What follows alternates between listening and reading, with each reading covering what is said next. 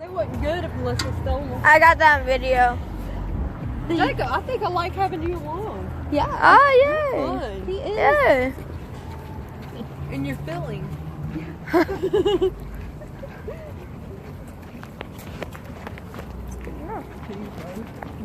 Oh, yeah. The cheese.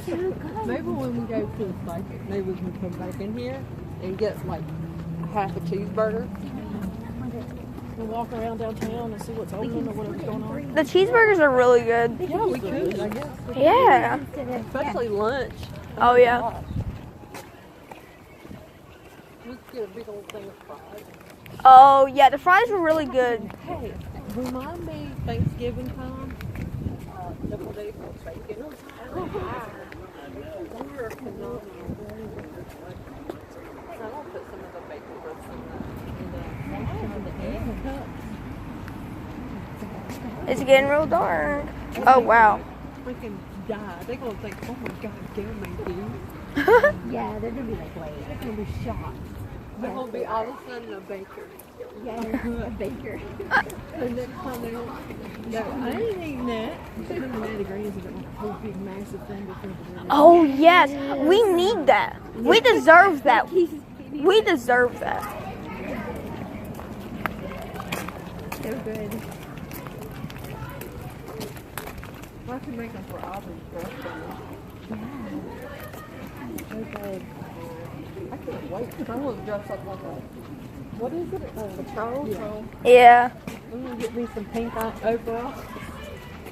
I ain't wearing a dress. Oh gosh. Do they Yeah. make dresses? I ain't gonna freeze for nobody. I am getting so many shadows, but they're copying each other.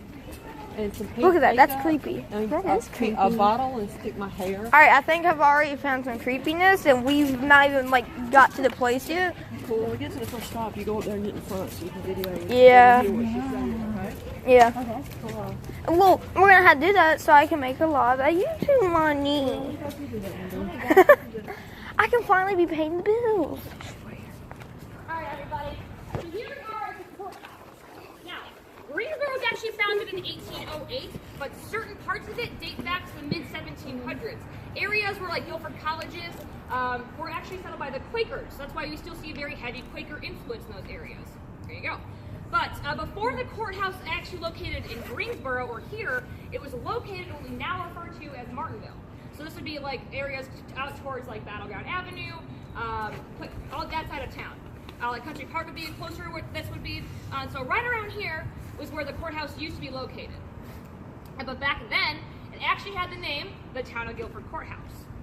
Now this was actually the scene of a major Revolutionary War battle. This battle is actually fought between our namesake, Nathaniel Greene, and Lord Cornwallis for the British. This was a gruesome battle.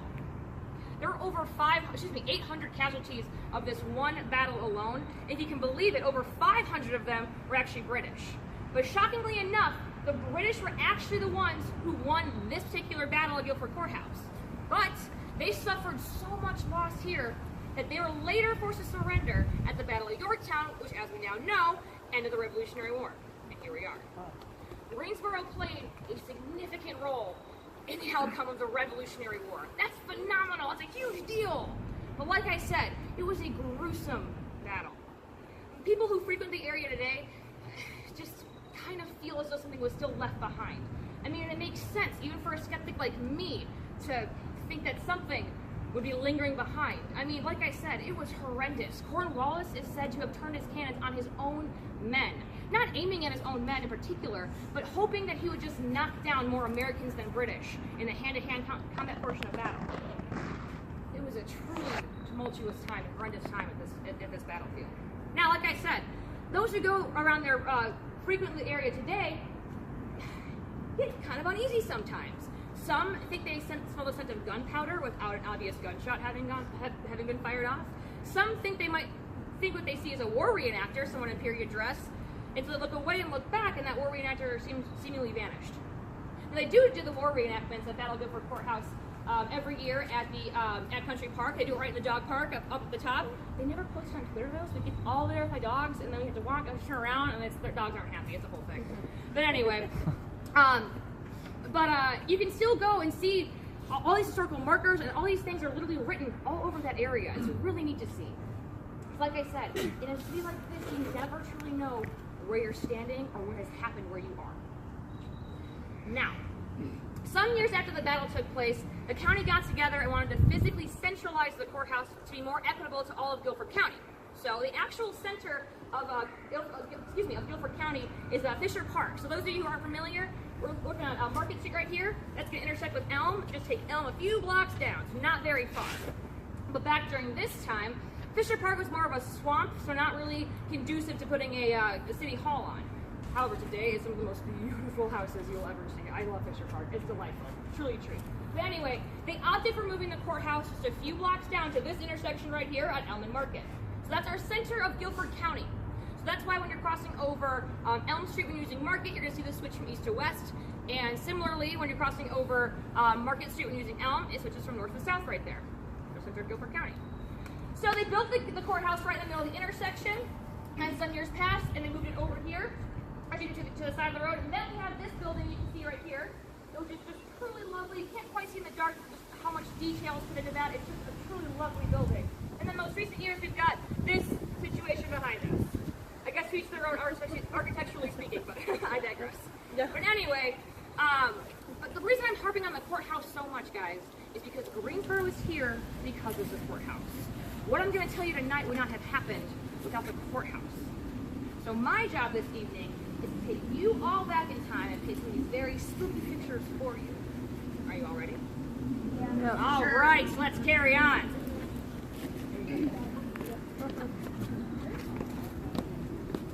Right this way, everybody.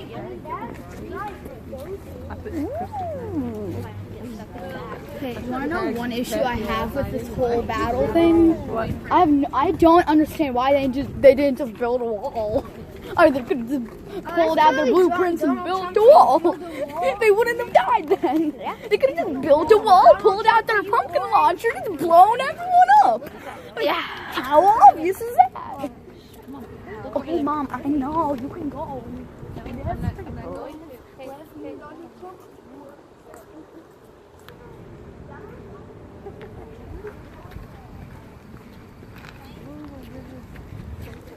Yeah, if they got shot, they could have just drank a mini shield or something. Pulled out the tactical shotguns. Bop, bop. That would be cool if you could. Oh, you can?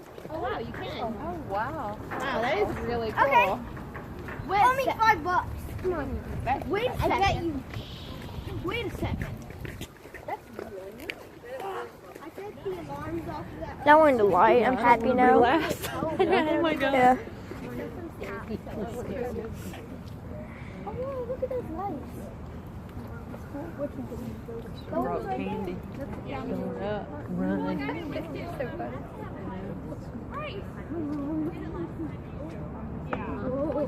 Dad can't hurt you, it's the Libby. Because, you know, if it's your time to go, it's your time to go. They ain't got nothing to do with it.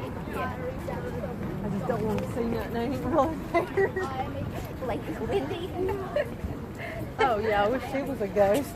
Yo, Mary's gonna show up and she's gonna eat our face off. Yeah. I don't want Mary to eat our face off. You suck at jujitsu, guys.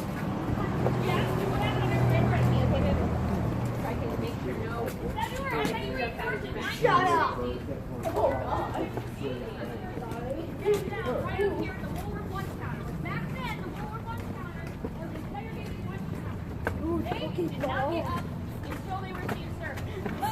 Spooky ghost.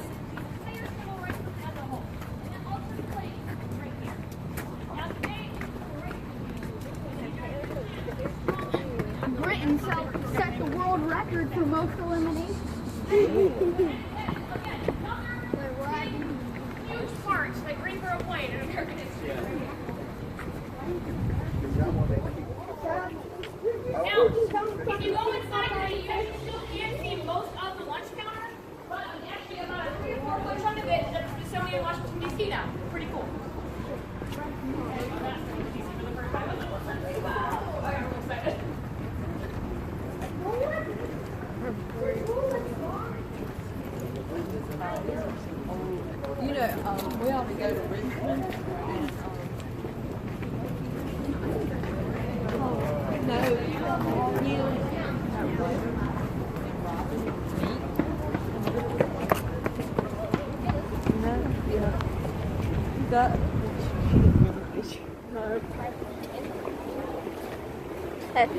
You mad that you forgot your jacket?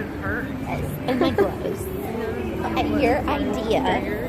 Your suggestion. We'll be back. It's your fault. You should wing up. I know. Yeah. I'm still sad. Oh, want to get a tattoo? But it's okay. We'll walk it off. Yeah. It'll warm us up.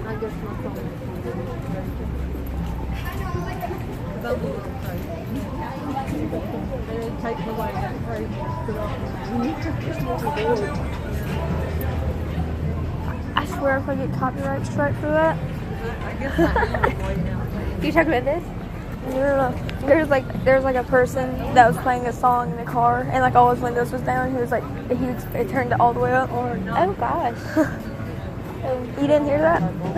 He was like right next to us. Oh gosh. I didn't hear anything.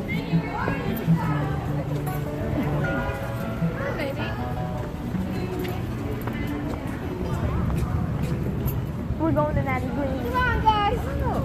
I might have to step in there and buy a hoodie. Do it. Yeah. We're going near Natty Green. I'm pretty See, I'm like turned around down here. Really? Yeah. I don't think- know where anything is. Yeah. Oh. See, I'm like turned around. Yeah. Listen to that. Downtown Greensboro was a lot of fun. Oh yeah. It used to be really well. Better? Every time it was Yeah. full, Yeah. and people want to come down there. And stuff like that. They've really done a lot to change that and bring people back downtown. Oh yeah. That's pretty cool. Yeah. Ooh, spooky alleyway. I think on Friday and Saturday nights they'll shut the streets down. It's all a fashion. Just across the street from it, and they have live music and stuff like that. Them boots are so fashion. Like one. It's good too. Just so fashion. Yes, again along this wall here. Oh. Okay. You go up front so you can hear the video. Got everybody? Okay.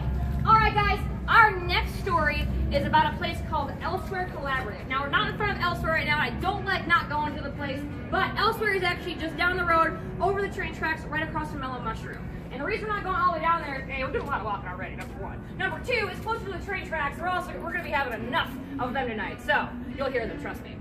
But anyway, I'm typically for alleyway that smells like baked goods often, but they're closed this evening, so I apologize for not getting the lovely smell of bread and muffins and macaroons. They're delicious. But anyway, let's carry on. So, like I said, we are talking about a place called Elsewhere Collaborative. Now today, Elsewhere is a living arts gallery. It's a living place where people can live and work, and you can go visit and walk through for just $2. It's phenomenal. It's very cool. But for a long time, it was a vacant building, and like many buildings on our tour this evening, this building was built around the late 1800s, so right around the turn of the century. So it's a very, very old building. Now, it sat vacant for a long time before the current owner purchased it, and right around when he purchased this building is when his grandmother passed away.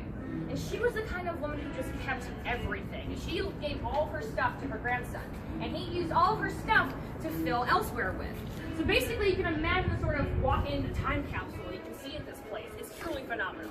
There's even a room that is floor to ceiling dolls. I don't do dolls, guys. Obviously, I like spooky things. I'm doing ghost tours. I can talk about cults and serial killers and horror movies till I am blue in the face, but I do not do dolls. I think that's the end, right? And anyway, but if you like dolls, guys, I got the room for you. It costs $2 down there. That's your room. Not for me. That's my line. But anyway, guys, let's talk about what actually happened inside Elsewhere when he came. You see, before the guy filled the place with all this stuff, he's got this spooky, empty, old building. And he decided to call some of his buddies over, also fans of the macabre and scary things. So they want to take advantage of this old, scary building.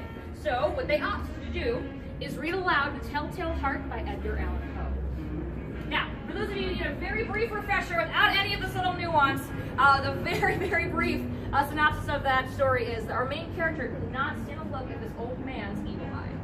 You see, what he did is he went over to this old man, killed him, chopped him up, buried him beneath the floorboards, and thought he'd be done with that.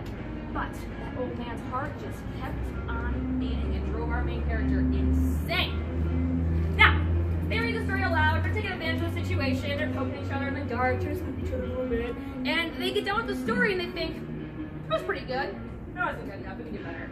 So, went back to the drawing board and they came back with a really simple and elegant idea. What they were going to do was simply sit in the brick windowless room in the pitch black dark and wait for something to happen. Now, the few of them that are in there, they sat far enough away, arm's length away, so they could not reach each other, and everyone on the honor system promised to sit there and wait for something to happen. So, they got their spots on the floor, the owner gets up, goes over to the light switch, looks back at his buddies and says, "Are you all ready?" They agree, lights go off, and before he even makes it back to his spot on the floor, they hear the blood-curdling scream. "To the lights back on! Right, to the lights back on!" They get those lights back on, and she's against the wall, scared, crying, and shaking. Something truly traumatic just happened. They get her outside, they calm her down finally after a few minutes, and they figure out what happened. And she said, as soon as those lights went off, it felt like the back of the hand had dragged itself across her neck. And now the only thing behind her was a brick wall. And again, everyone's far enough away from each other, they can't reach each other. Now, she said, as soon as she tried to lift up that hand, any logical person's probably response would be to get up if a weird hand grabs you. Well, she tried to, whatever that hand was, grabbed her and held her shoulder against the wall. Now, obviously scared of what just happened. I mean, again, I don't know if whatever it was trying to get in, or take her in or get out, but it wanted her to know that it was there. Now, she goes home that evening after her friends calm her down, and she's like, all right, we're good, I'll be fine, nothing happened. I don't know about you though, even if I'm trying to be logical and calm myself down, a weird hand grabs me on my shoulder and I can't figure it out, I'm not going to do a lot of sleeping that evening. Unfortunately for her, she also did not do a lot of sleeping. The sun came up finally, and she's like, this is ridiculous, I gotta get over this. So she's younger at the time, she had a trip planned to Myrtle Beach for spring break. She's like, I'm gonna go to the tanning, they get a nice face tan for my trip. That's what she does, goes to the tanning salon, she comes back home, and then she's gonna hop in the shower. And as that water's heating up, she wants to make sure her tan looks nice and even. So, front looks great, and she has a handheld mirror, make sure that her back looks nice and even. And guess what she may have seen? Handprint. She saw the outline of an untanned outline of a handprint on her shoulder where she was grabbed the night before. So again, I don't know what this spirit wanted, I don't know what this ghost wanted, but it wanted her to know that it was there and that it never would have left her. Now, like I said, guys, I could just leave that there and it's a pretty scary story, but we are careful behind a history at once, so let's do some delving. Now, next to Elsewhere, like I said, many buildings are around the turn of the century, very, very old. So right next to Elsewhere, it looks like two storefronts. And back during this time, or back when it was originally built, it was the building on the right, the mortuary, the building on the left was a funeral home. So lots of access to some dead bodies we got here. So think about this, because I keep that in mind because it's going to make some sense here in a moment. Because about 7 or 8 years ago now, after those two buildings were vacant for a long, long time, a man bought it out and wanted to go ahead and put a big craft beer and wine bar down there. So he combined the two, now it's one big storefront. And as he was moving forward with his plans for his bar, he thought a nice brick wall where he thought some shelves might look good. And as he's moving forward with the construction, he gets the blueprints out, looks at the wall, looks at the prints, and sees something kind of odd. You see, there's the wall, just the brick wall, about 2.5 feet of space, and then the wall is built. There doesn't seem to be any structural reason why that's happening that way. There's no other wall that's like that, so what's going on here? Guy gets, his curiosity gets the best of him, so he gets a drill, drills a small hole in the wall, but he can't see anything. So he grabs his tools, gets his crowbar, and he whacks a big hole in the wall and has to rip it out. And as he does, rips a big hole in the wall, and what comes falling out is a lot of hay, but within that hay, packed really tight in that wall, is a bunch of chopped up bones. Chopped up human bones. We know this because obviously called the police, the authorities came out, state examiner's office concluded these bones are indeed human, and they date back to around the late 1800s. Very, very old. Now, who can tell me what those storefronts used to be? I was told you I was going to quiz you. Funeral home and a mortuary, right? So, it makes sense that these two, it makes sense that, well, there might be bones in a wall at a place that might have access to dead bodies. Easy connection, right? The one thing I didn't tell you guys, this is the shared wall with Ellsworth Collaborative. That same wall that girl was sitting against that night shutter. So now we absolutely know, with absolute certainty, there was something buried within that wall. Kind of makes me the telltale heart of Edgar Allan Poe a little more appropriate, I think. I mean, I know it's like a wall on the floor, but work with me on that one. Now, guys, like I said, Elsewhere is a pretty phenomenal place. And you can go check it out just down the road for just $2. I encourage you to do so. And if you were into the doll room, that's on you. All right, guys, our next story is a very spooky story that involves the trains we're never going to hear this evening, and it's a very spooky Civil War story. Right this way. Ooh. Silver War. Dude, make me think twice about getting in a tiny bit. I'm checking my backside. I don't think I'm gonna Taking that food next one. We should go in there when we come back to the traffic shop. The dolls, that would freak me out. I think dolls are good for that. They should have showed the dolls. That's what they say. I don't know. Ooh. That's alright. That's powder.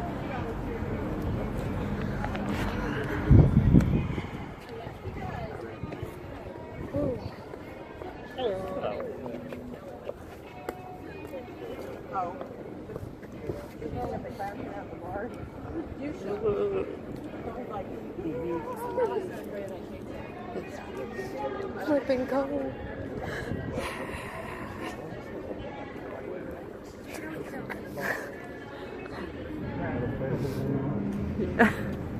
Say hey, Robin. Hey, Robin. Say hey, Chad.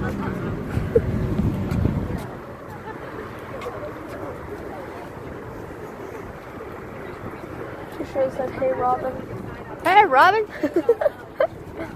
Yo. Has anyone done this joke to you before? Red Robin, yum. No. But they do have good burgers and fries. They do. They Spilling their stuff.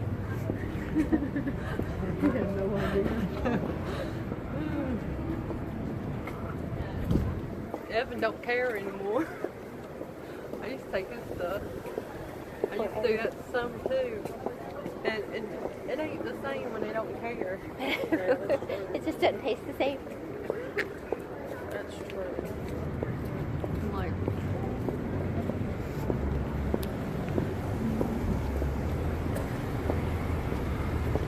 Donnie used to make me so mad. He would take his Man, that sucks. Pants get statues, but I don't get a statue. Statue? What kind of statue? You didn't see that pants statue? Oh, back there? Yeah. Do you want a statue of yourself? Yeah. For best flirter 2018. You need one. You Yeah. can make one. Yeah, see? You need to. Yeah. Yes. Yeah.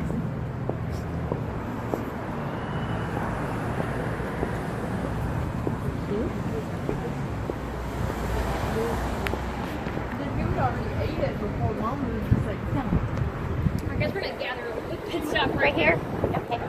So I just gather along the sidewalk.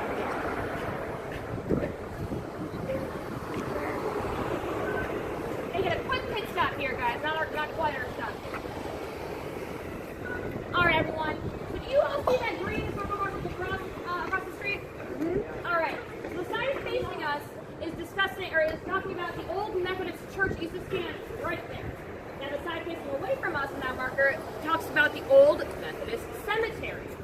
Now, we're on a ghost tour, we're going to bring out a cemetery like once, right? Now, the thing about this cemetery, what's interesting about it, is it was a public cemetery that a lot of burials took place in. And a lot of burials took place without proper record keeping. So, when downtown began to develop, it's pretty certain that they weren't exactly positive how many bodies were in the ground, so they weren't exactly positive how many bodies needed to get taken out of the ground and moved to Green Hill Cemetery on the other side of downtown. What? Yeah, guys, Elm Street's pretty pretty busy. You're gonna want to make sure you stay on the sidewalks tonight. Now, this theme of swift burials that are not tracked or kept really detailed, we're keeping of are a pretty big theme in our next story. So keep this in mind. Right this way, guys. Spoopy.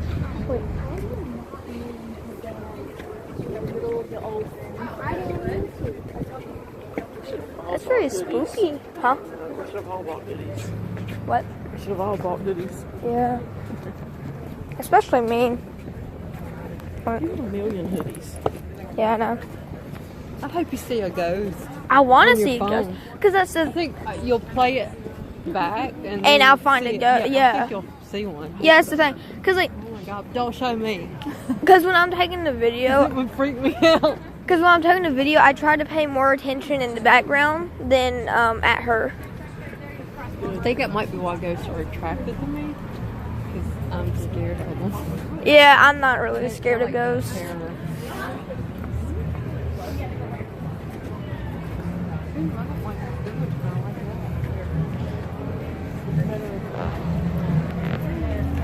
Like, the first thing in the background, there was like this thing where, like, you know, where like the devil. There's your buddy. Oh, hi! Like, nah. Like the devil or like someone be in it, and it's like a box. Another pants statue, and like you put like a quarter in it, it gives you like a card and a fortune. I saw that in the background, but there's like no devil or anything in it. So that's what I was mostly looking at. This is that. I ain't cold.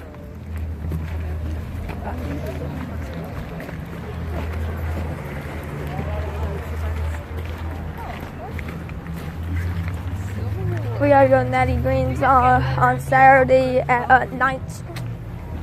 Oh my God, look how old that tree is. I know. Wait, you just assuming how old it is? Here.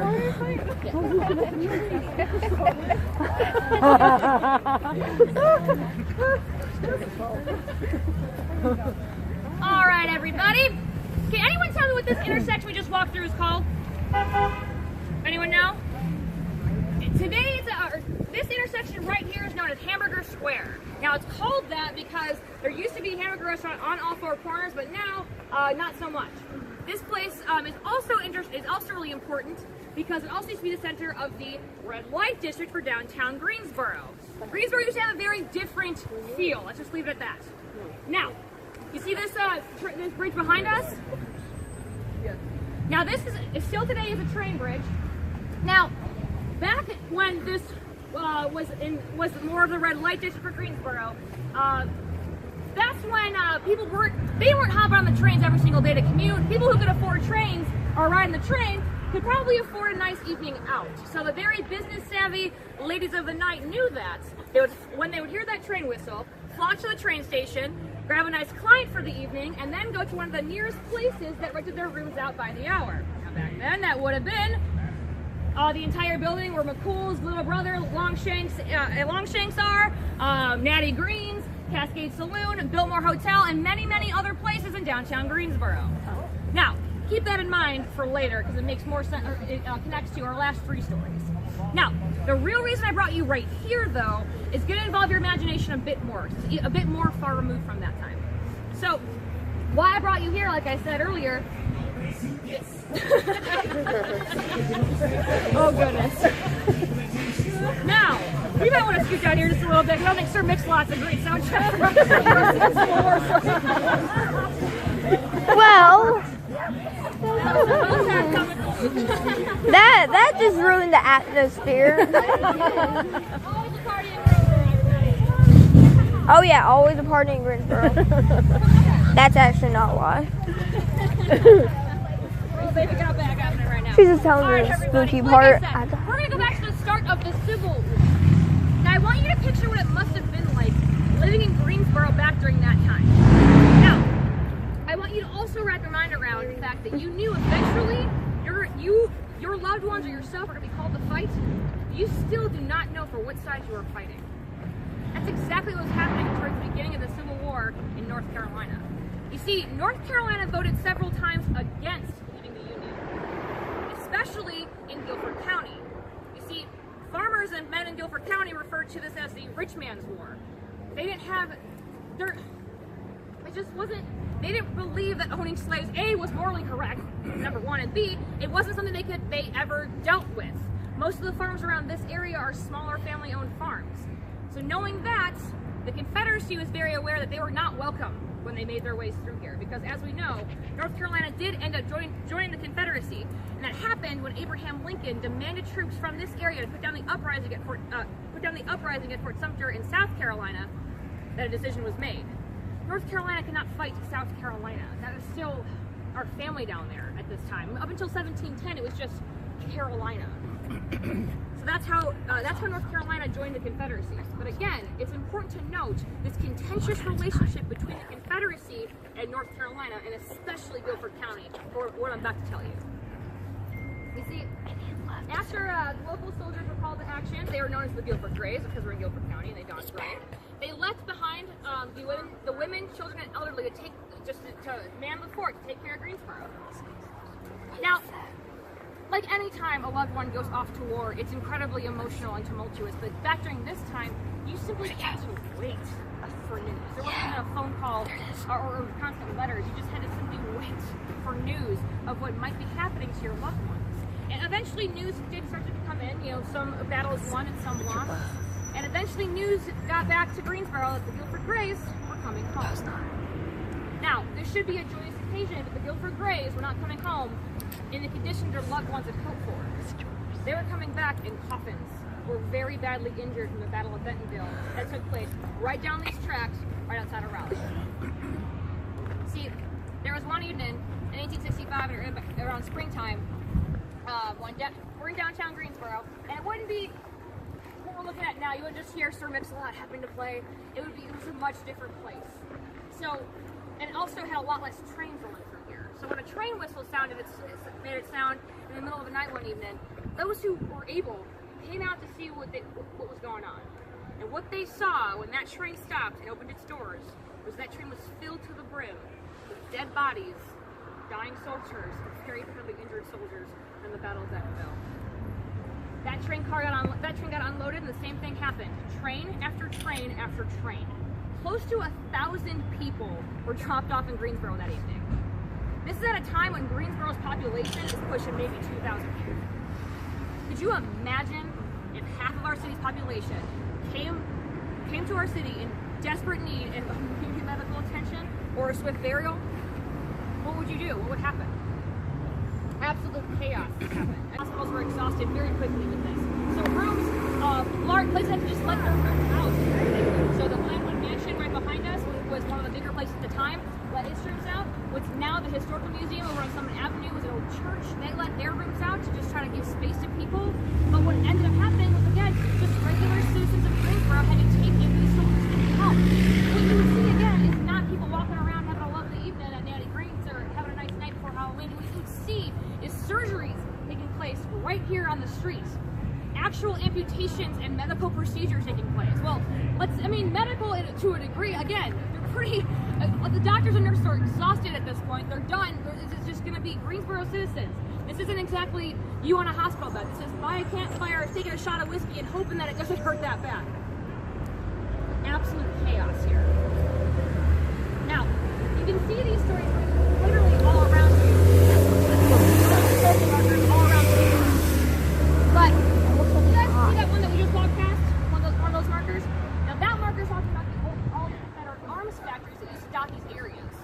So you see, as all the citizens of Greensboro are taking care of all these soldiers, these Confederate soldiers, they are running out of supplies. Again, it's just on them, out of their own pockets that they're doing this. So eventually, they need to go get more help and supplies to help these Confederate soldiers. So logically, they think, why don't we go ahead and go to the arms factories to get help from the Confederate Army? You think, right? Again, remember that contentious relationship between Guilford County and the Confederacy? Well, and the Confederacy was under very, very strict orders to shoot down anybody that approached the arms factories, including the citizens of Greensboro, they're said to be protecting. So what you would see is people going up to get help and actually getting shot. Actually getting shot at for getting supplies to help Confederate soldiers. Wrap your mind around that for a moment. Again, absolute chaos. And like I said, many of these men arrived in coffins already, or already passed away. So when the train rolled up to the station, some of these burials took place right out to the train platform. And again, one of these types of burials where we don't really know how many bodies were buried. So again, when downtown Greensboro becomes more and more developed, we don't really know how many bodies need to get removed. Now, many of them have been removed and moved to different cemeteries, like the Green Hill Cemetery, like I mentioned earlier. But again, even for a skeptic like me, this makes perfect sense that there might be literally something lingering behind. Let me give you an example. I mean, people who are more sensitive to paranormal activity, they don't like to go certain places in Greensboro because they feel uneasy and they feel like it relates to this exact time. One place being the Glenwood Mansion, a very active building. The other being the historical museum I mentioned in the story. Another place is where the train station used to stand. Now the train station is over on the other side of the tracks now, but it used to be what's now known in a small park downtown known as Hamburger Square Park. I guess you guys are all standing right now. Like I said, walking around Greensboro in cities like this, you never truly know where you are standing or what exactly you are standing on top of. What I'm telling you took place literally where we are standing right now, beneath our feet. And right here in this park is where a lot of people who, again, are sensitive to paranormal activity tend to avoid. And again, even for someone like me, it makes perfect sense that a time like that with all the loss and tragedy that it saw, it's not far-fetched for me to think that something is lingering behind here. Now, as we walk around Greensboro this evening, I want you to remember two things when you hear those trains, because inevitably we will, because we are the Gate City, and those trains come through here a lot more often today. But I want you to think of two things. One, think of what it must have been like living in Greensboro back during this time, standing here, knowing what that next train is going to be. And number two, know that a lot of people in this area think that a lot of the things living behind in this city have to do with what those trains brought that evening. Now guys, our next story is a much, much lighter tale. It's my old stomping grounds. We're going to McCool's Public House. Right this way, guys. I'm making that thumbnail and put like a red circle.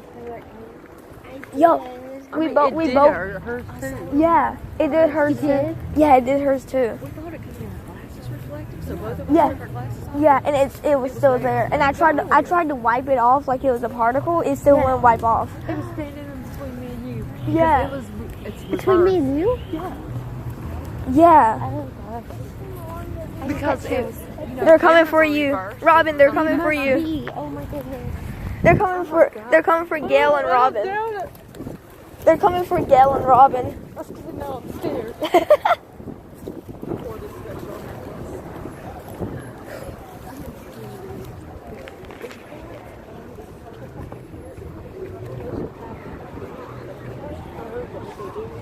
They absorb all the bad energy. Oh yeah, negative one of energy. those. Yeah. Does it work? Do you feel? The key she got me, you're supposed to wear it so no one can see it. But then she got me this one with That's the great. crucifix, so you can actually wear it outside your show. We'll have to play it back and other look at it. people's energy too, don't you? Yeah. I was scared. I'm scared. No. I guess it's Don't you move? It's cold. Yeah. Look, that scares me. Oh my gosh. Oh, that's scary.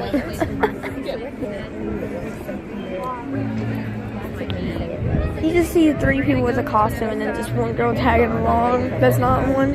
I love Greensboro because it's such a dog-friendly city. But then it can be sinister. They got their dogs outside Daddy Green's. Yeah. But it's such a nice, friendly place. Like it really shows their sinister side. You know what I mean?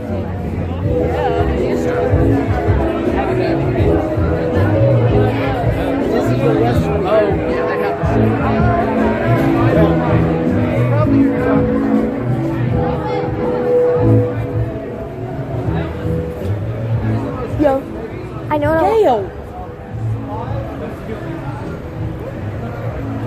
check out that shop.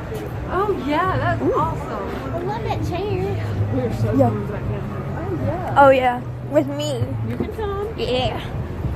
You save on money. Yep. I know what I'm gonna do at the end of the Get a video. cheeseburger. That's right. I know what I'm gonna Steal do. his fries. I know what I'm gonna do at the end of the video. All three of us gonna get in the car and go like, who had a fun time? We're all just gonna shout. I want to do that. I want to do that.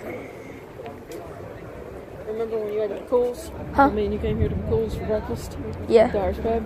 Yeah. That's what we're doing now. Oh. Ooh. I want to see if they have a scary story. Last. Yeah. Finishing it up here. Finishing it up. I think it ends at McCool's. Ah, okay. I don't know for certain. We weren't like paying attention to her at all. We were just looking at that. Oh, I didn't hear any of what she said about that history, and I really wanted to learn that. Yeah. But like, who cares? I mean, Pretty good.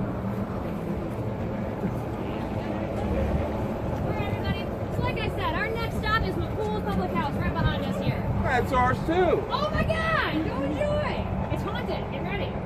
So I'm not so good. Now, like most of our buildings this evening, McCool's is also built around the turn of the century, so very, very old building. But before it was actually a pub, it had a little bit different feel, like I mentioned earlier. But before, let's back up though. Because the owner of McCool's, she never really believed in ghosts before it happened to her inside. He's just bailed on him. That's funny. He's like, no, I got this one. It's easier.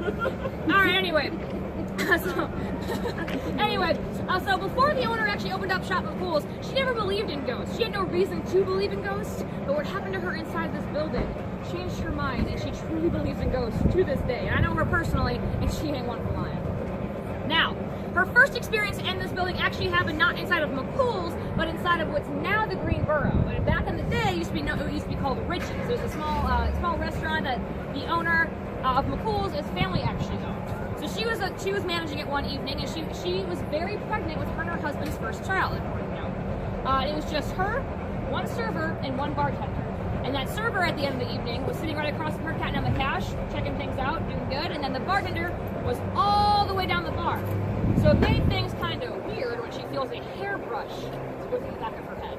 She jumps and looks around and doesn't see or hear anything, and the server in front of her obviously doesn't see or hear anything, and that bartender is still all the way down there, so it could not have been him. So what just happened? So they look around a little bit more, and what they noticed was the lights that hung above the bar begin to sway. The first one very slowly, then the second, then the third. Better believe they closed up shop real quick that evening. Now, the owner's second experience happened after McCool's actually just opened up for about a year or so, and she's pregnant with her and her husband's second child this time. And inside the pub is just her and one person she's trained to close up for the evening. Now, if you look behind me, you can see that there's a deck, a patio, so there's an upstairs bar and a downstairs bar. They were finished upstairs, they were just downstairs closing up shop for the evening. And the nature of the thing was locked up, the place was empty, we're doing good. So it made it kind of weird when she heard laughing coming from upstairs. Now, it's important to note that back during this time, Ğřēēň wasn't quite there yet, bøōrø isn't there yet, so McCool's is the only place that's going to be opened up until 2:30, 2 in the morning. So again, it made it kind of weird when you hear laughing inside upstairs. So the owner carries on upstairs, just gonna go see what's going on. But again, she hears these women laughing. She doesn't see or hear anybody. Doesn't see or hear anybody in the upstairs. She goes into the deck, doesn't see or hear anybody out there. Then she finally hears that laughing again. It's this woman laughing. It sounds like it's coming from the women's bathroom. So she walks in, and she walks in and she looks inside and doesn't see or hear anything. But the bathroom is a lot colder than the hallway. So again, with no information, she just kind of has to carry on. It's what happened down the hallway, and that laughing happens again. Same thing. There's no one in the bathroom, but she knows she's hearing it in the women's restroom. So she tries to carry on again. She finally gets about halfway back down the stairs and hears that laughing again, and she stops in her tracks like, what do we do with this? I mean, why is the bathroom cold? What's laughing? What's going on here? What's happening? And she's just trying to figure it out. And as she's standing in the middle of the stairs, the bartender looks up at her. The downstairs bar is kind of a horseshoe shape, and the end of it looks right up to the stairs. He looks right up at her and said, do you hear them too? Thinking she was alone in this, thinking she was going crazy, she's like, hear what? Well, the women laughing. a theme here, I think. See, because the owner's third experience happened when she was, not to her knowledge, pregnant. But you see, the third experience happened a few years later, and it's the middle between lunch and dinner, so about 3 o'clock in the afternoon, very slow. It's just her, and she's standing right in front of a wall, so no one's behind her, and then one regular's in front of her. But she feels, as she's standing there in the middle of the conversation, she feels someone sort of tuck her hair behind her ear, and then gently tug on her earlobe. And then it seems like someone sort of ran past her, like just kind of body brushed her. Again, there's no one beside her and just one person in front of her. So with that, she stops mid-conversation and goes, "Buddy, I gotta go, I think I'm pregnant." And she leaves above that day. True story, I promise. She leaves above that day, goes to the drugstore, gets a test, and finds out that she is pregnant with her and her husband's third child. True story. So again, we're seeing a theme here, right? And so, obviously, I worked here for about 8 years, so I have my own theories of what's going on. But a few years ago, we actually had a phenomenal article come out in Yes Weekly. You guys can look it up. It's called The Brothel on Elm. It's a phenomenal read. And what we got to see was what was actually going on in here. You see, for a long time, I thought maybe this person that was hovering around the pregnant owner was maybe the madam, maybe looking out for one of her girls, because obviously being in that line of work, you'd be out of commission for a bit. Now, if you're pregnant, I mean. What we learned actually was this place is actually owned by a gentleman, and up until about 1949 is when it got shut down. And but inside of McCool's was actually a place where the girls lived and worked. And we actually got some pretty amazing pictures of 3 of them. So we know that there's Sarah, Eileen, and my favorite, Boobs. Girl. She gets it. I love her. Anyway. So we know that this was just an interesting place where they lived and worked. So that kind of got me thinking more. So if you are living and working in a place like that, and that's your industry, where are you going to go to escape your clientele for a moment and just chat with your girlfriends? Probably the bathroom, I'm assuming, right? Side note, guys, if you ever go out with a bunch of girls and they go to the bathroom and start giggling, they're talking about you. Just get used to that fact right there. But anyway, anywho, so it makes sense to me that that these girls, they have to kind of protect each other, right? You gotta look out for each other. So it makes sense to me that every time one of their girls was in a delicate position, she was let know very gently with hair being tucked behind her ear, hairbrushes, very friendly things, nothing really scary happening here.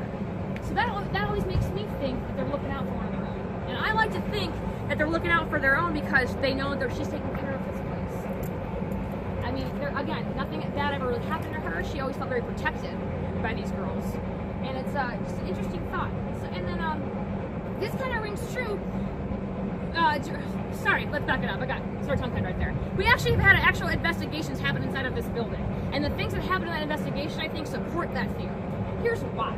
This investigation happened, like most do, in the middle of the night, like 3:34 in the morning. And it was just the owner and like 2 or 3 other female employees.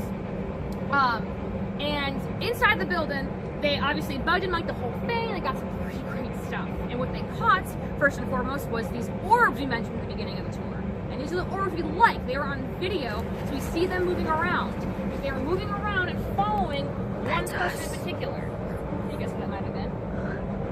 The very pregnant owner with their 4th, and I promise, final child. There's no more kids after that one, just the 4 of them. But what you see on this video is these orbs just floating around the owner. Kind of interesting. There's other females in the room there, but they were kind of left alone. They weren't pregnant. They obviously weren't the owner either. Kind of interesting. Now, some of the stuff that has happened inside this building hasn't been, there's no strains, hasn't just been nice and hairbrushing like that. There's been some spookier things. If you go inside the house, I encourage you to ask for those our stories, because trust us, a lot of us have had those stories. Even again, someone like me who's a skeptic and not a believer, I was usually the first one here in the mornings. It is not a great place to walk into alone, dark. It gets kind of scary even for me. So I started making sure I was no longer there alone in the mornings. But anyway, lots of spooky things have happened inside here. And even to the owner. There was one day where she was closing up shop by herself. She's not pregnant, will not be pregnant in this story, promise. But she's closing up shop by herself one evening, and she's double-checked that everything is locked up. She's made sure the bathrooms are empty for sure.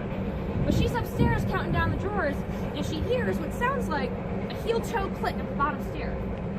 She kind of pauses to make sure she didn't mishear anything. and she hears that heel-toe click one more time. Then she looks over the doorway at the top of the stairs and she sees a man dressed head to toe in black in a three-piece suit and top hat around that corner. She crosses behind the bar and yells, "We're closed!"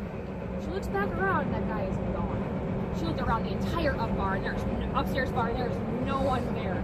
She looked on deck, downstairs, nothing. All the doors are still locked. There's no one in this building. She looked at all the cameras that are throughout the entire pub, nothing. Now, that's kind of interesting that happened on the staircase because we learned the bathrooms and the staircase are the two most active places in the entire building. So a few years ago, a medium actually came by and, again, I don't know what so if a medium comes up to me and starts asking me questions, I'm not going to give her a lot of information. I want to see what she's going to tell me, right? I want to see what she's got. So a medium comes up and asks me, as someone who's there a lot, she goes, "Do you ever get kind of out of breath and go up the stairs?" And I was like, "Yeah, it's stairs." I'm like, "Come on, give me some more than that, medium." Then I kind of thought about it for a moment, and I was like, all right. I'm not exactly a triathlete, but there are plenty of times I actually have to stop and catch my breath at the top of those stairs. And guys, I go up those stairs about 1,000 times a day, but every now and then, sometimes it just gets me, and I'm not the only one who thinks that. She goes, "Yeah, that's Jack, I think his name is. He's trying to play a prank on you guys." I'm like, "It's a really dumb prank, I feel like, just make me out of breath. But thanks, Jack, whatever." Anyway, then she also asks me, "Do you ever see change in the bar in the mornings?" I was like, "Yeah, it's also not something I'm very impressed about." But then I started thinking about, oh, it's about the same amount of change almost every morning left in the same spot in the bar. She goes, "Yeah, that's him, he wants a beer." I'm like, well, gas costs about $5 now, so we have to up that a little bit for Jack, but we'll let him know that. But anyway, guys, like I said, if you haven't been inside my pools, it's a pretty phenomenal place. It's a place I still consider very much home for me. It's great. Ask some of your veteran employees some of their stories, because you will be, I think you'll be very excited to hear what you have to say. Now, guys, our next stop is my very favorite building in all of downtown Greensboro. We're off to the Carolina Theater, right this way. Who's in that one? Ooh, it's gonna be a scary story about a panther that ate people. Oh, there was a panther like in our area that was on a deer can. Really? Like a black panther. That's so scary. That's cool. scary. That's cool. No, not if he's hungry. Oh, my poor little pootsies. oh, They're little babies. this is where we parked. They could Right take down here. mine up Yeah. over the fence. I'd have no more honeybee Or Kaya. or Kaya. Yeah, I don't think that's good Kaya. No. Look, those scooters again. Oh, cool. So you just rent them? Yeah, Tap yeah. and go? You have like an app, and like you pay people to rent these, and like you take your phone, And you it like unlocks it? yeah, you scan it and it unlocks it, and then you just write a line. See, that one's lighting up. Cool. Yeah. That's pretty good. Oh, it is. I think they're very cheap too. Okay, guys. Now, do you guys remember back earlier in the tour I pointed out the old Methodist church and cemetery? I guess we were all standing. Like I said, you never truly know where you're walking in a place like Greensboro. Now, I like this alleyway because, A, I'm going to bring you to a cemetery at least once or twice, I'm not going to tour, right? But again, it's interesting to think about this place because, I don't know if I see any right now, but I am hard-pressed to not find an animal on this lot. Usually there's at least 3 or 4 cats hanging out. And I mention that because you hear about the connection between like animals and the paranormal, especially if you have cats or dogs or anything. Keep an eye on them sometimes. They might be able to tell you something that maybe you can't quite see. Now, the other interesting connection with the paranormal world is something with children have a connection to the paranormal. I don't know if it's because maybe they're just less jaded than us. Maybe they just are just seeing things at face value and accepting it. I'm not exactly sure why, but children and paranormal have an interesting connection, which is why The Shining is so scary. Now, anyway. The Carolina Theater right behind us, like I said, is my favorite building. It's truly phenomenal. It was built in 1927 by a man named Mr. Workman, and appropriately enough for our purposes, actually opened up on Halloween night. Now, when the Carolina Theater first opened up, it opened up to do vaudeville acts, cabaret, live performances, silent films. It was truly an amazing place. I mean, Vincent Price actually performed here in his prime. Truly phenomenal. And then they later, Halloween night, a couple years later, they played their first film with sound. Just a lovely place. Now, inside when you walk in, you'll see just amazing detail. There's a beautiful chandelier when you walk in, and lovely staircases.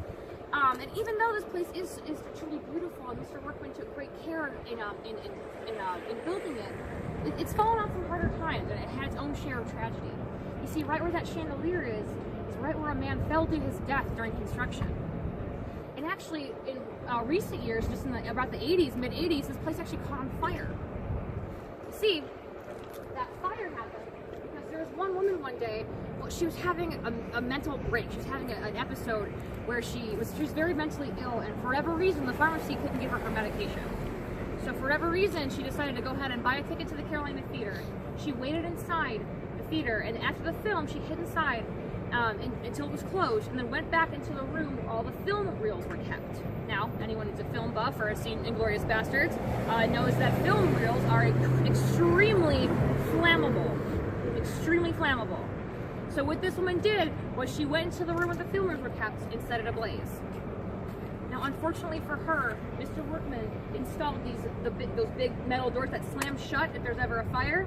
Those doors slammed shut. They saved the theater, but they ended her life. She was trapped inside.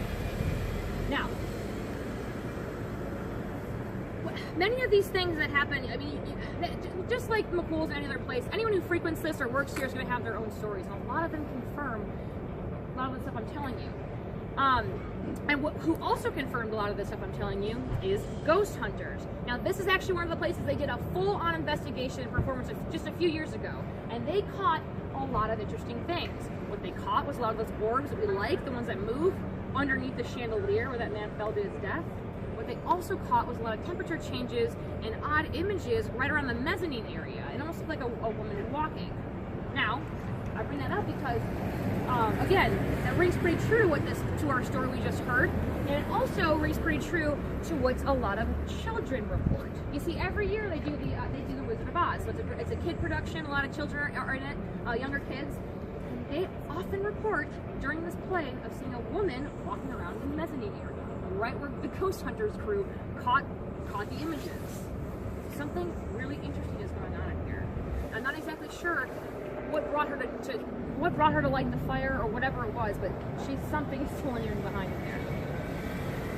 Now, like I said, guys, this place is truly phenomenal, and you see some amazing performers. I mean, one of my favorite bands, Neutral Milk Hotel, performed here a few years ago. There's been big names. Bernie Mac was here back when, and just lots and lots of big names have come through here. And now it's back to, it still does live performances and wonderful movies. And if you're around any classic Halloween movies, like Saw Rosemary's Baby up there, oh, delightful. But anyway, like other parts of Greensboro, it did fall on harder financial times. You see, downtown Greensboro started to kind of hurt after the suburbs started becoming more and more of a thing, because most of the movie theaters moved away from downtown. So, given the sort of theme we have with the different places you could rent out by the hour at downtown Greensboro, the Carolina Theater for a short time was playing films it should not have been playing. Let's just leave it at that for right now. But thankfully, people saw the value in this building. They saved it from demolition. It was going to be leveled and turned into a parking lot for Lincoln Financial Building, but thankfully, it is still standing behind us. It's one of only 3 Carolina theaters left in the state. There's four. Charlotte, Hickory, Durham, and then right behind us. So we're very happy it is still standing and playing what it should be: live performances and wonderful movies, and sometimes even hosting weddings. I got married right upstairs. You can't quite see the Crown Ballroom. These beautiful floor-to-ceiling windows. You can actually see where you used to have to paint the movie posters up there. Just delightful. Recommend going up there as soon as you can. Anyway, guys, I could go on with the Carolina Theater for a long time because, again, it is one of my favorite places. If you haven't been inside, please check it out. Ask your employees and people in there some of their stories because they can confirm a lot of spooky things. Now, I asked you all at the beginning of the tour, how many of you believe in ghosts? Now, my next follow-up question: how many of you would stay in a hotel overnight that's been officially labeled as haunted by outside paranormal investigating groups? Anyone? Any takers? That guy's excited. I like it. All right. Well, guys, you're going to have your chance to do that at our very last stop for the evening. We're going to the Biltmore Hotel. Right this way. Wait, can we kind of schedule something? We can. We can make a part 2. Oh my God! We can make a part 2. You know what I'm thinking? I'm gonna have to drive home by myself at 2:20. Me too. You know some of those Facebook pages and posts and stuff where they have lists of most haunted. Yeah, it was This one shows up on it sometimes. Can we stay? The Graham House. The Graham Graham Mansion. That's where me and It David was on the went. news. Was it? Yes. That's where we went. They said it is freaking scary.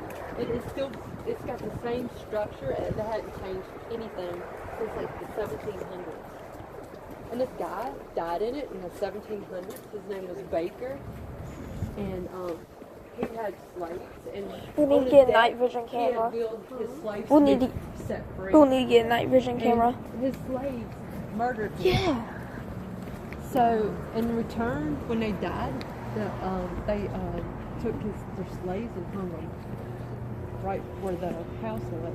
And then the Grahams bought it and built onto it in like 18 something. And it has not been retouched or anything. It's still exactly the same as the Grahams. Nobody could live in it to do it.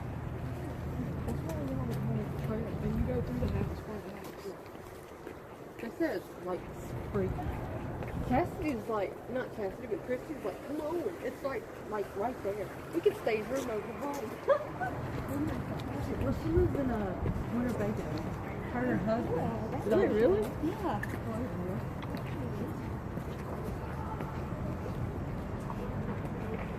Ooh. 111. Oh my God. That's too bad. That's freaky. Has it always been that? 111? What? Take a picture of it. Oh, okay. Look this up when we get home and read about it. We'll come out here and stay. I don't know how much it costs. We'll just see. Okay. Why is it always the fancy hotels that are haunted? Oh, it's because like back then it was always like fancy. Yeah, I guess so. All right, everybody. So here we are at the Biltmore Hotel. Now, I'm going to talk to you guys about two different ghosts this evening from inside the Biltmore Hotel. But what we're going to notice from this story is a pretty interesting theme emerge. And that theme is respect. Now, I'll get back to that. But like I said, we're talking about two ghosts this evening. Our first ghost is named Philip. See, Philip worked here before it was actually a hotel, because before it was a hotel, it was actually it was a post office, and then like a financial institution for the area, and then finally in this third round became a hotel. Because like many of our other buildings, this was also built in the late 1800s, so a very old building. You see, Philip was a financial worked in finance, and pretty well-to-do guy. Typically kept his nose out of other people's business, typically, until one day Philip began noticing his coworkers getting something kind of fishy. We're not really sure what that was. Something along the lines of embezzlement, we think. But either way, Philip was sticking his nose where he should not have been. You see, one evening after work, Philip goes home. He lives alone at the time. He gets a knock on his door. It's one of his coworkers. He says he's needed back at the office for an urgent matter. So Philip gets dressed, gets his clothes back on, gets back to his office, which is now 332 right up here above us. And even before he can open his office door, he is greeted by three large men. And those men pinned him to the ground and strangled him to death with piano wire. They got out of the piano right inside this lobby. Now, then they grab Philip by his ankles, drag him across his office, and throw him out of this window right here into this alleyway right where we're standing. Like I said, you never truly know where you're walking until you're through. Many walking by that night thought it might have been a suicide, so they got up closer and saw it was something much, much more grisly than that. Again, you're not really sure what they were trying to cover up, but either way, it did not want to be found out. See, Philip tends to stay pretty much localized to his room. He doesn't really do a lot of leaving of his room. And Philip also is said to mainly bother female guests of the hotel. I don't know what that sucker's attitude is, Philip, but whatever, I guess. You see, it's to the point where the hotel just didn't even actually rent Philip's room out to women unless they requested a haunted room or they had a guy with them. It was that serious. Now, a few years ago, a couple of girls actually did want to rent their haunted room out for one of their friends. It was her birthday, and she likes spooky stuff. And they're like, let's get a haunted room, that'd be fun. And so that's what they did. They get Philip's haunted room, so 332. And then they also asked the front desk manager that evening to, who's your birthday girl a little bit, come upstairs, make some noises when they're at nighttime, make it kind of sound spooky. And he's like, yeah, sure, that's fine. And so he gets upstairs, and they're hanging out inside the room, and he goes up and makes the spooky ghost noises, knocks on the door, or whatever it is he has to do. And then immediately bolts down the hallway. And he gets to the top of the stairs, and right over there on the other side of the door, and he immediately falls down. Now, I'm not saying that that's paranormal exactly, but we're going to start to see what happens to disrespectful skeptics. And like I said, respect is going to be a theme for these stories. Can any of you guess what who can tell me what I mean when I say disrespectful skeptics? Obviously, I identified myself as a skeptic before. What is a disrespectful one, you think? Any ideas? Do you guys know when you watch those ghost hunting shows and stuff where you see like they try to antagonize the ghosts and things like that? Like, hey, ghost, knock over the bar stool. For example, at McCool's, when they would walk into the pub for that investigation. Hey, ghost, knock over a bar stool. Knock over a pint glass. In McCool's, they actually caught the ghost saying very audible no. And someone has to clean up after that place for a long, long time. I appreciate that. But anyway, that's what I mean by antagonizing and disrespectful. Think about it this way. Someone's going to walk into your house, your home, where you've been for the last however many hundred years, and they start yelling at you to mess your place up, or to antagonize you in some way. Whatever's in that building, if you're a non-believer, even if you're a skeptic, whatever it may be there, has probably been there a lot longer than you have, and will probably be there a lot longer than you will be. So why not just be respectful? So, now, the girls that evening, after they get sufficiently spooked, they're enjoying their room, they go to bed, and then in the middle of the night, though, they are awoken by these loud screams of the birthday girl. And she says she's totally shaken. She said she must have had a nightmare, but what it felt like was someone grabbing her ankles and trying to pull her out of the bed. Kind of like how Philip was grabbed by his ankles and dragged across his office that night. Again, I'm not saying a nightmare is necessarily paranormal, but we're seeing what happens to skeptics. Now, in keeping with this theme of respect, our next story is about a woman named Lydia. And Lydia is a real stickler for manners. You see, Lydia worked here when it was a hotel, so a few years after Philip, and Lydia was a lady of the night. And again, Lydia is a stickler for manners. That's why we choose to say lady of the night instead of another choice word. So, Lydia is described as a very short, frail, petite lady with long, beautiful auburn hair. Now, Lydia liked the Biltmore Hotel because she could afford this place. She had her special room. She had room 223, which she pretty much had on lock. It was hers. And after she got upstairs, she rented her room out. Then she came right out here onto Washington and tried to find a nice client for the evening. That was not me. Are we okay? Is waving. Oh my god. Why? He's doing it on purpose. Okay, now I gotta see him right here with that. Oh man, I don't see him. Hi. Cool. Again, I don't know anyone hired about that at you.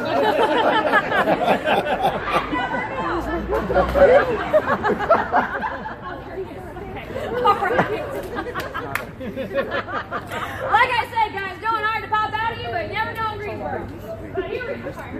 Like I said, guys, Lydia, after she gets her room, I feel like I'm here before she screamed. Oh my god. Got me a little jump. Alright, so like I said, Lydia gets her room situated. She gets out here for the evening, finds a nice client, or so she thinks. Then she gets upstairs, and as soon as they get upstairs to room 223, people in the hotel hear a really loud, aggressive fight break out. See, whatever happened, this client wasn't very nice. And what they end up seeing is, if you're heading up the hallway, as soon as the promotion is, they see Lydia being carried down the hallway by this guy. And again, she's a small, frail little woman. And this guy's a pretty big guy. He's just carrying her down the hallway, and she's kicking and crying and screaming and trying to get away from this guy, but she can't. And he simply walks to the end of the hallway. And it's not like this today, but back during this time, the stairs weren't covered. You could just actually see it over the banister to the lobby. He simply goes up to the banister and tosses her over. Lydia lost her life that night. She broke her neck on the first floor of that lobby. A very tragic way to go. You see, unlike Philip, Lydia tends to kind of bop around inside and outside the whole hotel. Lydia loves the stairs over here where that man fell that evening. Lydia loves and she also loves the elevator. I got really excited when My family came here for the wedding, and I was like, guys, Billboard, obviously, most logical place to stay. And I didn't tell any of them it was haunted until after they booked their reservations. So I came here, I was like, all right, guys, cool, Billboard's haunted, have fun. And walked away. I didn't tell them any of my stories, and I wanted to hear what they got. So when my cousin and my sister-in-law, both on separate occasions, said, yeah, something weird happened to me in the elevator, I was like, go on. So, interesting things. We'll get to that. But anyway, Lydia likes to kind of bop around. So, those stairs are one of her favorite spots, and her room especially too. Her bathroom inside of her room is especially active. You see, many guests of the room report seeing long strands of auburn hair left in the white sink or the bathtub after cleaning crews have been in before anyone else has checked in. Now, I'm going to venture a guess that somebody who's professional in cleaning is not going to leave long strands of red hair in the sink. It's kind of odd. Now, Lydia's had some interesting stuff in her bathroom too. Actually, one evening before I was actually a tour guide and I was actually still bartending at the pools, the owner of the tour, Dan, and one of the other tour guides, Christopher, they're regulars of mine. It's out, got kind of on down here. But I was like, guys, anything cool going on? We got any news stories? And they delivered. And what they had was a video on just one of their iPhones, and it was in Lydia's room. What they did was they simply closed the white shower curtain, or excuse me, they opened the shower curtain to show me that there's nothing inside of the shower, nothing weird going on. They closed the shower curtain, and as soon as the shower curtain shut, you see a shadow of a hand swipe across the shower curtain, and that shower curtain moves. I got nothing. I don't know how that happened. I can't explain that. I don't know. It's an iPhone video. I don't know how they would have edited that to make it look that way. That's pretty incredible to me. Now, Lydia, like I said, she also has the only room in the hotel that's also painted pink. You see, it was noticed after a while, guests at the hotel kind of kept complaining or noting that items they would bring, small things like, you know, a toothbrush, nail polish, whatever, small things that were pink keep going missing. So, the hotel, trying to be as respectful as possible to Miss Lydia, they went ahead and painted her room pink. Now they also suggest that if you're a guest of her room and are you coming in here? No? Okay. Yes, no? No, we're good. They're back now. Alright. Just wanted to make sure we're going to come in here. Anyway, now it's to the point now the hotel even suggests its guests to bring up an item that's pink to give to Lydia. Again, to be as respectful as possible. Again, she's been there a long, long time, probably going to be there a lot longer than any of us are going to be here. So why not be as respectful as possible to Miss Lydia? Especially because she's mainly said to protect female guests in the hotel. So there's that look. Anyway. Now, Lydia, the elevators, like I said, are one of her favorite spots. You see, what happens in the elevators often is they simply start to operate by themselves. And that's kind of spooky for me because if you look inside these elevators, they're not like regular modern day elevators. They're still the really old ones you have to physically open and physically shut. So when a door like that physically shuts by itself and the elevator begins to go up, that's a little bit more alarming than like an electrical problem maybe happening in a modern day elevator, right? So weird. So that's when I got excited, like I said, when my sister-in-law and my cousin both said something similar happened to them. They get in the elevator and the doors just kind of slam shut by themselves and the elevator began to operate by itself. Pretty spooky. Interesting stuff there. Now, my aunt was actually so scared of being inside this hotel, she immediately tried to change her reservation to the Marriott, was not able to, but she survived. She's so mad at me. But anyway, now Lydia also has something interesting with her door. You see, this is something you can actually go home and look up. I think it's I want to say it's WXII, but I'm not positive which local news station it was. But just a few years ago, the owner of the tour, Dan, he was able to get inside of this building really early in the morning to test one of the stories that we've been hearing about Lydia. You see, it said that Lydia has the only door in the hotel that will not stay open when propped open, unless you ask her nicely. Like I said, she's a stickler for manners, this Lydia. Now, Dan tests this theory, and he's actually a skeptic, much like myself, so he's going to do everything he can to poke whatever hole he can in this story. So what you see is Dan dressed in his, lovely outfit, his little lantern, and he's walking around a bunch of different doors in the hotel, and every door is staying propped open, as most doors are when they're propped open. And then finally gets to Lydia's room, and this is what you can see on the news story, is Dan at Lydia's door, which is room 223, and you can see him asking her, or rather telling her, Lydia, get the door open.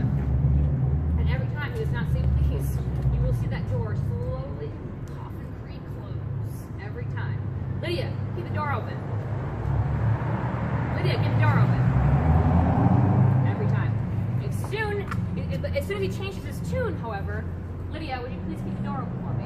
That door begins to shut and then it stops. Like I said, being respectful as possible is a good thing in this hotel. You see, this theme of respect isn't really just for this story. Really, it's for every story that we've told this evening. And I really think a good way to do that, to be a respectful skeptic, or just a respectful believer, is to do what we're doing tonight, is to learn about our history here, to learn about what's going on in these stories, to try to figure out why these people might be lingering behind still. We hear some of these tragic events, we hear some of these horrible lives like Lydia and Philip, as much of a jerk he is today. But it's just, that's how we be respectful. We try to learn things, we try to learn what's going on in our town. And I think that's the best way to be respectful. Because when you walk around, you now have just a different idea of what went on in this place. A different idea of where you're physically walking. And it made me look at this place a lot differently. Now guys, that about wraps up our tour for this evening. I hope you enjoyed your time. And if you are interested in this staying in one of the haunted rooms in the hotel, your tickets this evening are actually good for just 10% off of one of the rooms. Again, room 332, room 223 are the rooms you want to choose. If you want to stay in one of the haunted rooms, this guy's excited. I want to do it. I love it. Now, guys, if you enjoyed your time, I hope that you did. Please leave us a review on TripAdvisor. It helps us get the word out to people who haven't seen us before. And if you are not, or if you're in the area, check us out in Charlotte and Winston, Charlotte and Winston now, and then soon to be Savannah. So check us out, leave us a review, and I'll be here for any questions. I know we had quite a few from our little friend earlier, so I'll be here for any questions or comments you might have, guys. Thank you so much for joining me, and if you need to know how to get back to your car, we're actually just right across where we began. If you just see the courthouse is right over there. Thank you so much, everybody. Have a great evening. Heck yeah. I can't really clap, so I need a high five. Y'all can tell me all about it. Yay. I don't know if y'all can talk me into that. How many days is it good? No, we got 10% off. 10% off. How long is it good for? I haven't yet. I actually just moved there, and I really want to. Do you know where it stops? It starts. I don't. At my house. Really? What's your name? I'm Jessie. Huh? What's your name? I'm Jessie. Hey, nice meeting No, it's not my house. My grandmother did it. 8. Thank you so much. I appreciate it. Thank you guys. Have a great evening. It's a landmark. That's phenomenal. I will have to. Yeah. That's where they starts and stops. I will have to ask Dan about that. Well, no, you go there sometime. Yeah. Take us tour. Is it in West End? The website. Where in Winston is it? Yeah, West End. West End? Okay, perfect. I just moved to West Salem, so I'm not far. You go what? I moved to West Salem recently, so I'm not very far. Pink alcohol. Very nice. Just for fun. I'll have to look it up. It was so nice to meet I'm gonna give you. you my card. Please do. Hi, honey. How are you? How long do these last? I don't know that they have an expiration date. Honestly. TVs for the 10%. I don't think they expire, honestly. I don't think so. Yeah. Okay. You in school? I'm not in school. Actually, I did do the I was pastor there for a few years, and now I'm so here we are.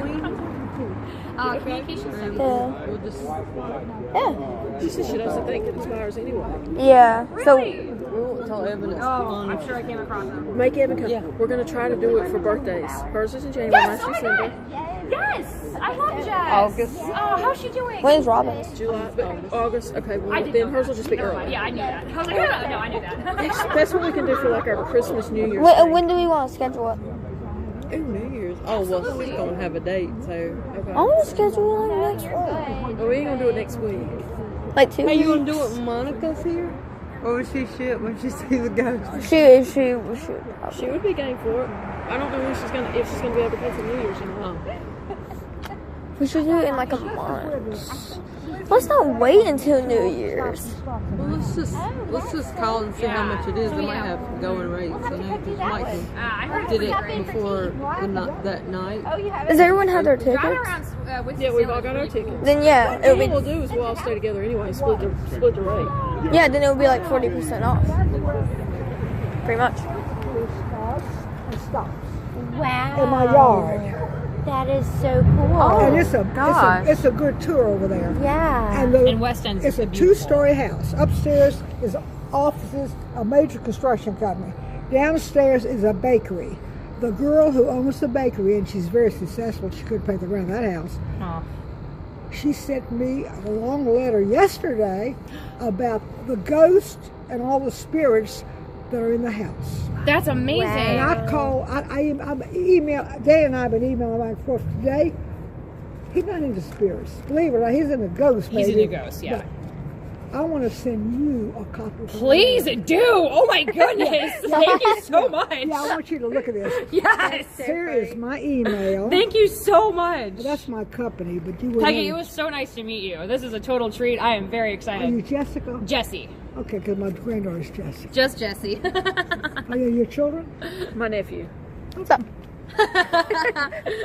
Peggy, it was so nice to meet you. It was such a treat. Oh my goodness.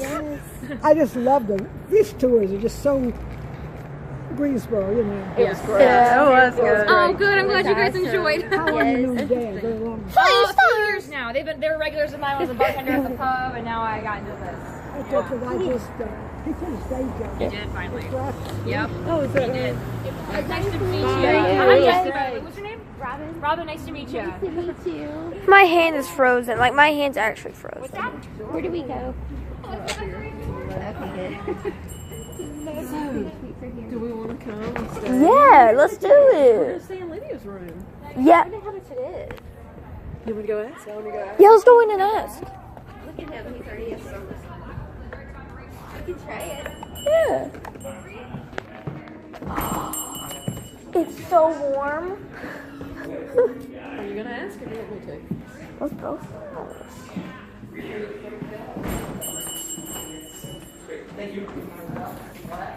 Hi. How much would a room be here? We're interested in staying in Lydia's room.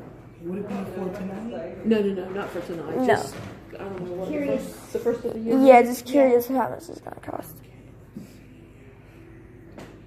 Oh my goodness. Right now, the rate is $139 for that room. I would just make sure you call in advance because availability for those rooms and Philip's room tend to, yeah. Yeah. We definitely don't want Phillips. No, we don't want Phillips. We want Lydia's. I want Philip. No, we're no. She protects women. Remember? Yeah, he don't care about. What about me? Anyway, just be polite. You're a Bring guy. us something. Here's your card. Thank you. Thank you. You don't like women. It's a women here. That's right. Oh my God. And that's the good part about it. Not for us. They're outnumbered. You get a feeling when you come in here. I know I want. And now I have to go back outside in the cold. I wish we were staying tonight. We could like schedule it tonight. Like go like, hey, we not coming home tonight. You gonna go tell her you're gonna stay in Lydia's room? Good night. You too. Yeah. Did you get an eerie feeling in there? I'm serious. We can all 100% would be cheap with all three of us going in together. And it was 40% off. It'd be worth it just to see y'all terrified. Yeah, I'm and gonna it- be The going- other house, the Graham house. And it like with it like 40% off. 10% off. It'll be 10%. I'm gonna ask Christy Wow. where it is. It's near where Christy lives, near her cousin. I think she went to the hotel. I think it's meant for us to go to the Graham house though, because I seen it on the news, and that was the one she was talking about. Me that and she couldn't- David, me and my brother's been there several years ago on their haunted, We need to go. and it was really, really nice. It's been there Yeah. since 1700. You stayed there? No, it was just like a haunted thing. Look like we at how did the much other week. footage we're gonna have to look over. But it's gonna be totally worth it. You know, you can look on Facebook. Oh, this is cool. I want to do this like every October on my channel. Inside the house and how- Yeah, we. different tours in different places. Yeah, like in a I different think they let you country. stay. Do they let you spend a night? Oh, I have no idea. Yeah, we could stay at the Biltmore that night and then come down here. We can do it at night when they got some photos at the Carolina Theater. That would be good. Oh yeah, that We can go eat at McCool's. would. Ooh. Our own haunted tour. Yeah, that would actually be really cool. And then for breakfast, Natty Greens. Well, we could do breakfast. breakfast? McCool's does. It was delicious. Oh, really? That's pretty cool. There's another place somewhere downtown called Sven's Diner that's supposed to be. I think they only serve breakfast. Oh, that's pretty cool. And people at work talk about how great it is. She's interesting. Yeah. Did you see that? Especially some of the in the spirits and stuff. I can't wait till we stay. Like, cause I want to make a part 2 where like me and you kind of look over the footage. You know what I mean? And we point out what happened in it. And then I want to make a part 3 about staying at the hotel. That's what I want to do with this. That's what I want to do. Like, You didn't get that. What? What I did? That woman asking you. Those were children.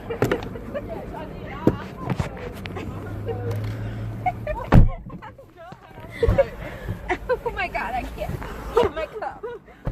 Yes, I heard her say those. I seen her face. I was thinking she's an old woman. She can't see. Blind. She's half blind. Oh my god. I'm gonna be your girl. And I'm gonna... alright. That is so funny. So, who had a fun time tonight? Because I did. Ow! My hand is frozen. You give Helen my salad. You sure? Yeah, because Mom and Dad were fighting over You can't sneak it in your Oh, this is fun. They'll sniff it out.